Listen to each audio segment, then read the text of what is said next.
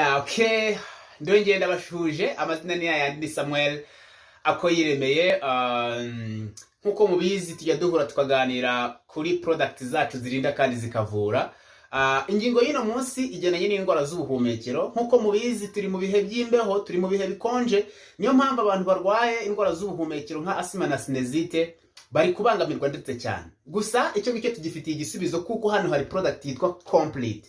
Subiriramo ngo Complete. Iyi Complete ivura yivuye inyuma indwara z'ubuhumekero harimo asthma ndetse na sinezite. Reka nkubwire gato kuri sinezite.